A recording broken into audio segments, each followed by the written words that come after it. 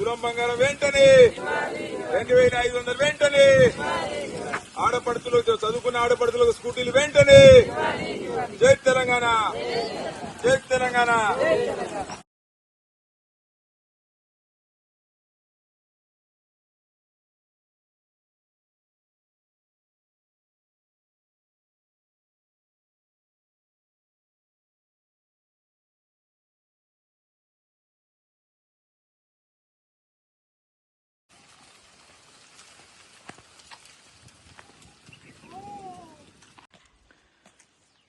కాంగ్రెస్ ప్రభుత్వం రేవంత్ రెడ్డి ప్రభుత్వం 3వ సంవత్సరంలో అడుగుపెట్టింది.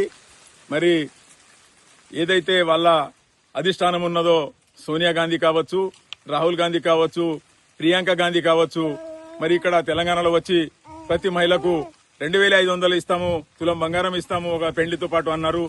మరి ఆడపడుచులకు స్కూటీలు ఇస్తామన్నారు, ఇవ్వలేదు. కాబట్టి ఇట్లా ఈ మహిళా ఉమెన్ డే రోజున ఇట్లా ఉత్తర్వులు ప్రతి మహిళతోని ఉత్తర్వు రాసి మరి సోనియా గాంధీకి, రాహుల్ గాంధీకి, ప్రియాంక గాంధీకి, రేవంత్ రెడ్డికి మహిళలు అందరూ మహిళా దినోత్సవం ఇప్పుడు ప్రభుత్వం వచ్చి 3వ సంవత్సరంలో అడుగుపెట్టింది. 3వసారి మరి ఇప్పుడు మహిళా దినోత్సవం జరుపుకోవడం జరుగుతున్నది. ఇప్పుడు మిగిలిందే 2 మహిళా దినోత్సవాలు వీళ్ళ ప్రభుత్వంలో.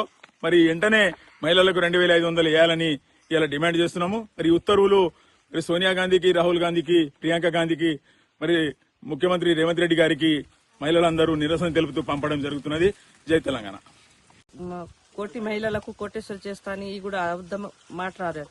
ఇవాళ మా మహిళల దినోత్సవం, ఇవాళ మాకు అన్ని హామీలు చెప్పారు, మాకు ఈ హామీలు కావాలి అని వెంటనే మేము డిమాండ్ చేస్తున్నాం. ఇక్కడ మహిళలందరూ కోరి డిమాండ్ చేస్తున్నాము. ఇవాళ మహిళల దినోత్సవం అని చేస్తున్నాము. 2500 మహిళలకు నెలకు ఇస్తామని ఇది కూడా నెరవేర్చలేదు.